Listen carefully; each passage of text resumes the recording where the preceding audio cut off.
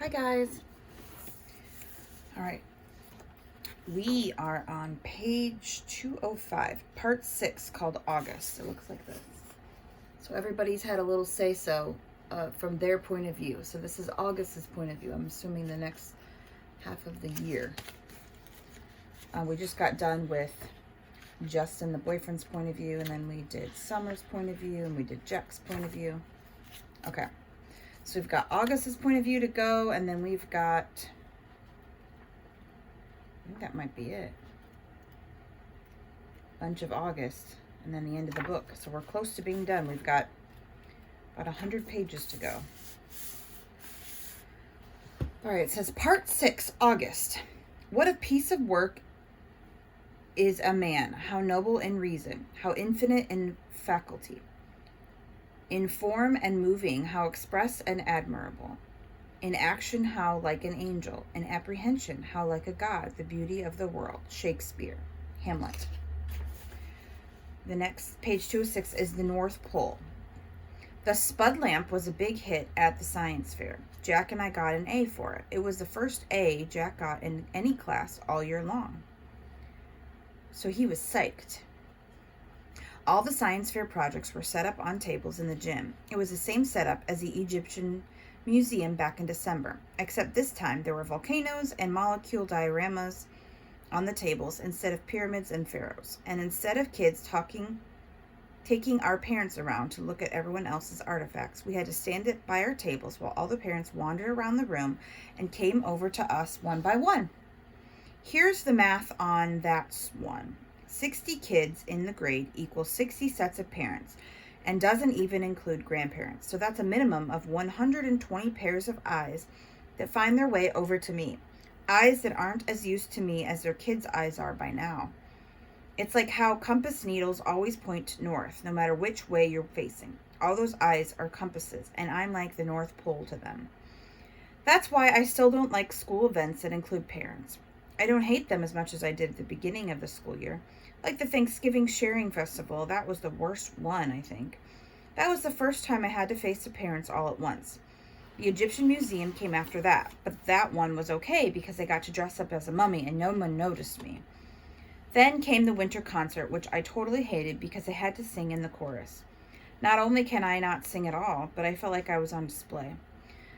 The New Year art show wasn't quite as bad, but it was still annoying. They put up our artwork in the hallways all over the school, and they had parents come and check it out. It was like starting school all over again, having unsuspecting adults pass me on the stairway. Anyway, it's not that I don't care that people react to me, like I've said a gazillion times. I'm used to that by now. I don't let it bother me. It's like when you go outside and it's drizzling a little. You don't put on boots for a drizzle. You don't even open your umbrella. You walk through it and you barely notice your hair getting wet. But when it's a huge gym full of parents, the drizzle becomes like this total hurricane. Everyone's eye hits you like a wall of water. Mom and Dad hang around my table a lot, along with Jack's parents. It's kind of funny how parents actually end up forming the same little group the kids form. Like my parents and Jack's and Summer's mom all like to get along with each other. And I see Julian's parents hanging out with Henry's parents and Miles' parents, and even the two Max's parents hang out together. It's so funny. I told Mom and Dad about it later when we were walking home, and they thought it was funny observation. I guess it's true. Like the like seeks like, said Mom. The Augie doll. For a while, the war was all we talked about. February was when it was really at its worst. That's when practically nobody was talking to us. And Julian had started leaving notes in our lockers. The notes to Jack were stupid, like you stink, big cheese, and nobody likes you anymore. I got notes like freak, and another that said get out of our school, orc. Summer thought we should report the notes to Mrs. Rubin, who was in the middle school dean, or even Mr. Tushman, but we thought we would be snitching. Anyway, it's not like we didn't leave notes too, though ours weren't really mean. They were kind of funny and sarcastic. One was, you're so pretty, Julian. I love you. Will you marry me? Love, Beulah. Another was, love your hair, XXO, Beulah. Another was, you're a babe. Tickle my feet, XO, Beulah. Beulah was a made-up person that me and Jack came up with. She had really gross habits, like eating the green stuff in between her toes and sucking on her knuckles. And we figured someone like that would have a real crush on Julian, who looked and acted like someone in a Kids Bop commercial. There are also a couple of times in February when Julian, Miles, and Henry played tricks on Jack. They didn't play tricks on me, I think, because they knew that if they got caught bullying me, it would be a big-time trouble for them. Jack, they figured, was an easy target. So one time they stole his gym shorts and played monkey in the middle with them in the locker room. Another time, Miles, who sat next to Jack in homeroom, swiped Jack's worksheet off his desk, crumpled it in a ball, and tossed it to Julian across the room.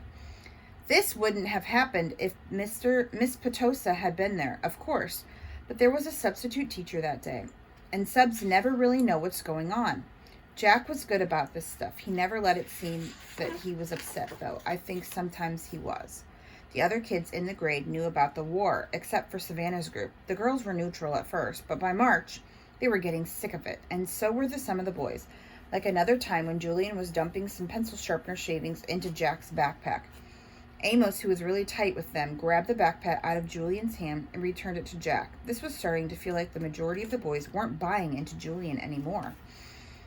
Then, a few weeks ago, Julian started spreading this ridiculous rumor that Jack had hired some hitman to get him and Miles and Henry.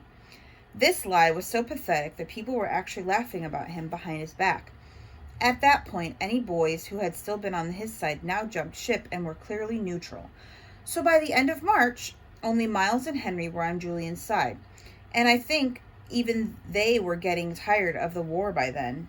I'm pretty sure everyone stopped playing the plague game behind my back, too. No one really cringes if I bump them anymore, and people borrow my pencils without acting like pencils have cooties.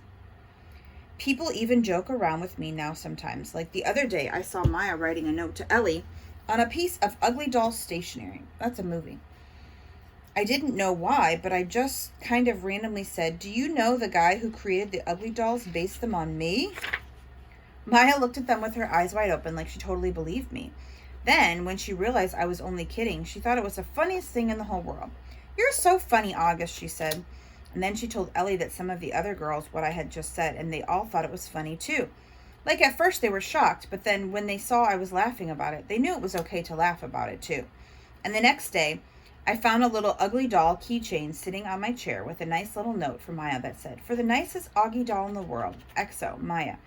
6 months ago, stuff like that would have never happened, but now it happens more and more. Also, people have been really nice about hearing aids I started wearing. The Augie doll, like the Ugly Doll movie. Page 211, it's called Lobot. Ever since I was little, the doctors told my parents that someday I'd need hearing aids. I don't know why this always freaked me out a bit. Maybe because anything to do with my ears bothered me a lot. My hearing was getting worse, but I hadn't told anyone about it. The ocean sound that was always in my head that had been getting louder. It was drowning out people's voices, like I was underwater. I couldn't hear teachers if I sat in the back of the class. But I knew if I told Mom and Dad about it, I'd end up with hearing aids, and I was hoping I could make it through the 5th grade without having that happen. But then, in my annual checkup in December, I flunked the audiology test, and the doctor was like, "Dude, it's time." And he sent me to a special ear doctor who took impressions of my ears. Out of all my features, my ears are the ones I hate the most. They're like tiny closed fists on the side of my head. They're too low on my head, too. They look like a squashed piece of pizza dough sticking out of the top of the neck or something. Okay, maybe I'm exaggerating a little bit, but I really hate them. When the ear doctor first pulled the hearing aids out for me and my mom to look at, I groaned. "I am not wearing that thing," I announced, folding my arms in front of me. "I know they probably look kind of big," said the ear doctor, "but we had to attach them to the headband because we have no other way of making them so they'd stay in your ears. See, normal hearing aids usually have a part that wraps around the outer ear to hold the inner earbud in place. But in my case, since I don't have outer ears, they had to put the earbuds on this heavy-duty headband that was supposed to wrap around the back of my head. "I can't wear that, Mom," I whined. "You'll hardly notice them," said Mom, trying to be cheerful. "They look like headphones. Headphones, look at them, Mom," I said angrily. "I'll look like a lobot." "Which one is a lobot?" said Mom calmly. "Lobot." The ear doctor smiled as he looked at the headphones and made some adjustments. "The Emperor Strikes Back. The bald guy with the cool bionic radio transmission thing that wraps around the back of his skull.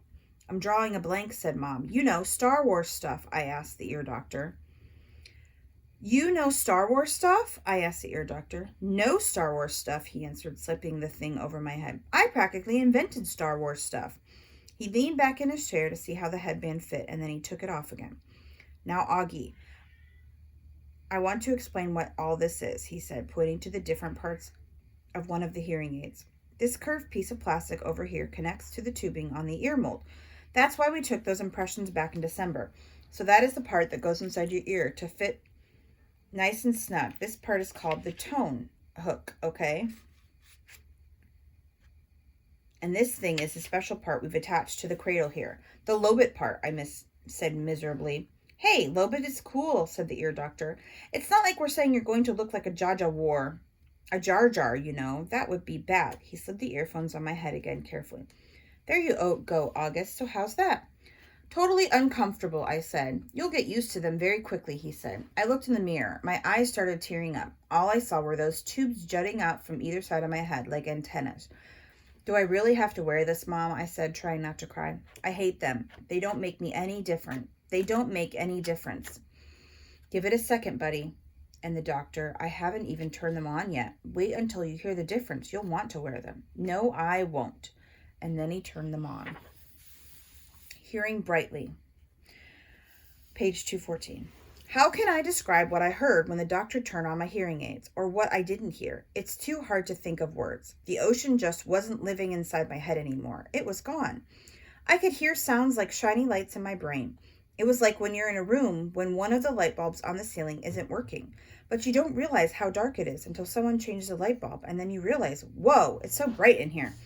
I don't know if there's a word that means the same as bright in terms of hearing, but I wish I knew one because my ears were hearing brightly now. How does it sound, Augie? Said the ear doctor. Can you hear me okay, buddy? I looked at him and smiled, but I didn't answer. Sweetie, do you hear anything different? Said Mom. You don't have to shout, Mom. I nodded happily. Are you hearing better? Asked the ear doctor. I don't hear that noise anymore, I answered. It's so quiet in my ears. The white noise is gone, he said, nodding. He looked at me and winked. I told you you'd like what you hear, August. He made more adjustments on the left hearing aid. Does it sound very different, love? Mom asked. Yeah, I nodded. It sounds lighter. That's because you have bionic hearing now, buddy, he said, the ear doctor, adjusting the right side. Now touch here. He put my hand behind the hearing aid. Do you feel that? That's the volume. You have to find the volume that works for you. We're going to do that next. Well, what do you think? He picked up a small mirror and had me look in the big mirror at how the hearing aids looked in the back. My hair covered most of the headband. The only part that peeked out was the tubing.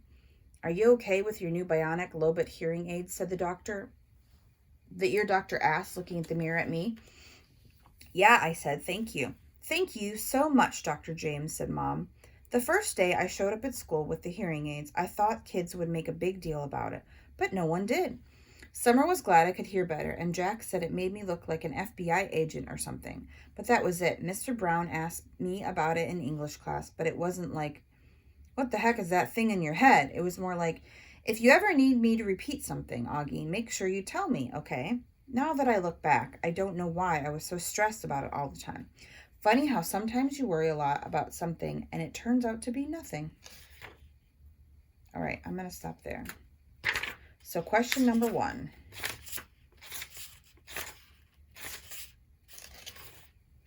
Question number 1. August was scared about something that him and Jack had to do because there was lots of parents in the room. What was he scared about? Number 2. He joked to a girl named Maya about a movie with a doll. What was the name of the movie? That's number 2. Number 3. What did Augie hear in his ears all the time? Number 3. He needed to get something for his ears to hear. That's number 4. And number 5. Did he like the hearing aids at first? Yes or no? Okay, see you tomorrow.